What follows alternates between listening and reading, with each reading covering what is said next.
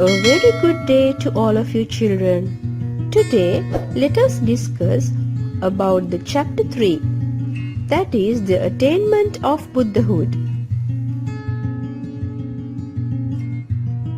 Well, in this lesson we will mainly focus on how ascetic Buddha attained the Buddhahood and became the wisest man on earth. At the end of this lesson, you will understand the difficulties that ascetic Buddha faced in order to acquire wisdom. Also, you will recognize the importance of adapting the middle path to our lives. So children, let's begin our lesson. Ascetic Gautama, after he left Uddakarama with his friends, wandered from place to place. Now who's Uddakarama? His teacher.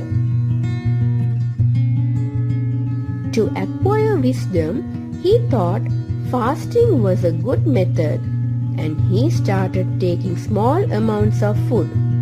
Later, he took 1 meal a day. Next, 1 or 2 meals in 3 days. He ate roots of plants, leaves, and drank juice of various leaves. He starved and became thin, so much so that his legs were like bamboo sticks. His eyes were sunk, skin dry and wrinkled. His hair had fallen. Due to hunger, he had a severe pain in the body, but he continued his fasting. He was torturing his mind and body until he felt severe pains in the ears, head and body. He wore torn and dirty clothes picked up from graveyards. For 6 long years, he was fasting and torturing his mind and body.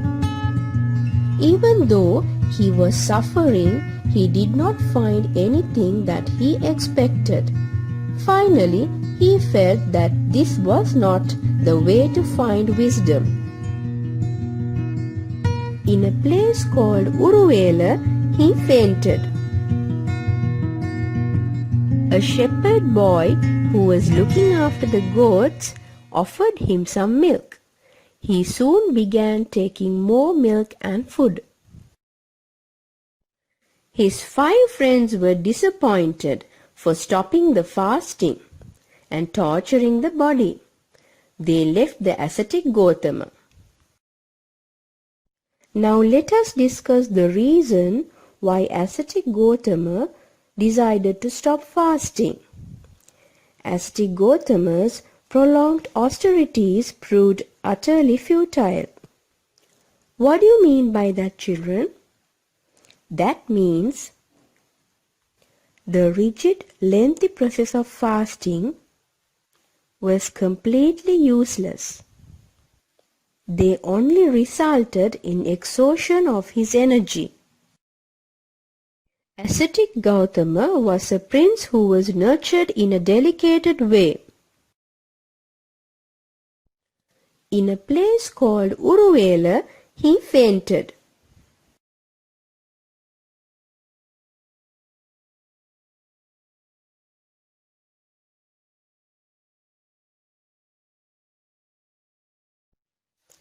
It was at this critical stage that Mara approached the ascetic Gautama. He said, "You are lean and deformed. Near you is death. O good sir, life is better living. You could perform merit by living a life of celibacy and making 5 sacrifices. Much merit could be acquired. What will you do with the striving difficult and not easily accomplished?" And the ascetic Gautama said, "Evil one, you have come here for your own sake. Even an iota of merit is of no avail. Mara to speak thus confidence, self-control, energy and wisdom. Why do you question me? When my flesh wastes away more and more, does my mind get clarified. Still more do my mindfulness, wisdom and concentration become firm. My mind does not long for lust. Ascetic Gautama said, "Your army is sense. They are desires, karma, aversion, arati, that means hate, hunger and thirst, kupipasa, craving, tanha, that means greediness, sloth and tupa, tinnamidda, that means the laziness and lethargicness. Fear, bhaya, doubt, vichikicha, detraction and obstinacy, makkathamba. Detraction means opposite of the attraction. Obstinacy means the stubbornness. Profit, labha. And the last one, extolling of oneself and contempt of others. That means praising about himself and disrespecting other people.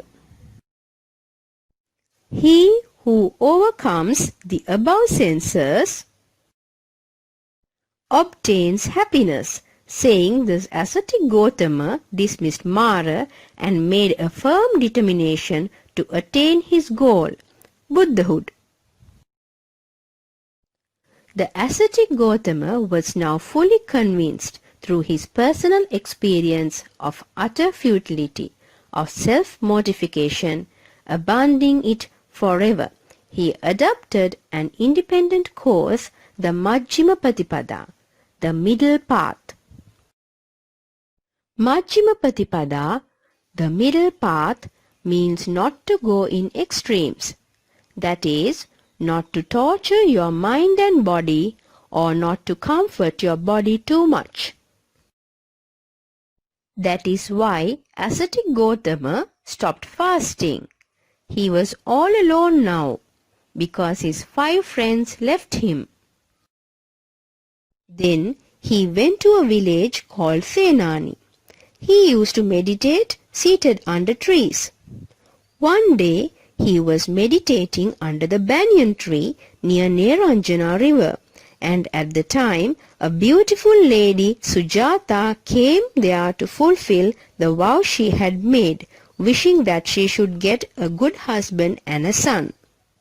Since her wishes were fulfilled, she came to the banyan tree. She thought that ascetic Gautama was the god to whom she prayed, and he had come down in person to accept her food, milk rice.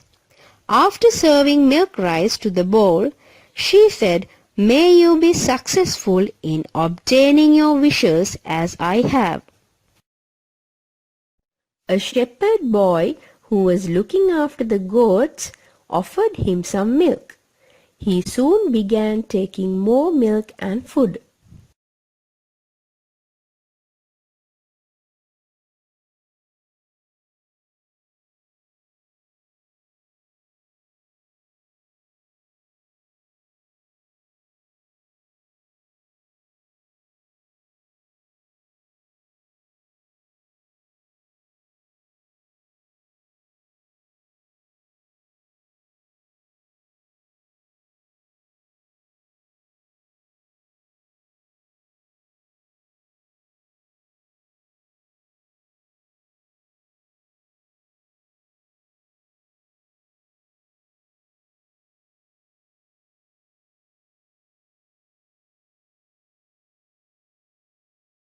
Obtains happiness. Saying this, ascetic Gautama dismissed Mara and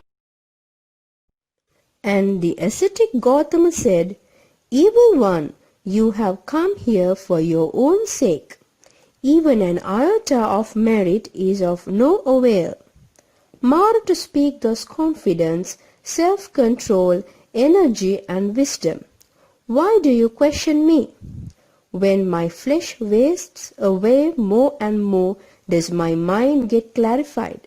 still more do my mindfulness.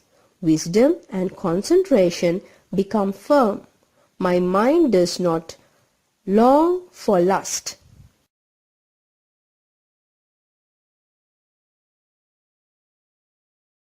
After gaining the Asavakya knowledge, he became the Buddha.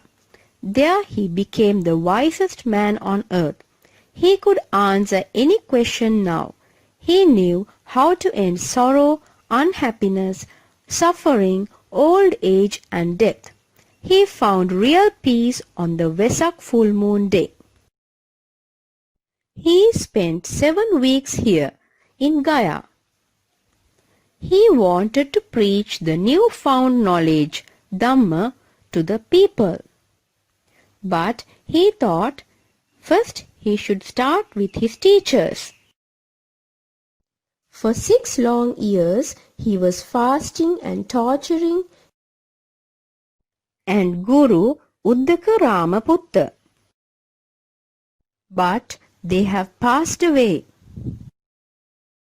Then he decided to preach Dhamma to his 5 friends who were at Isipatanarama in Benares.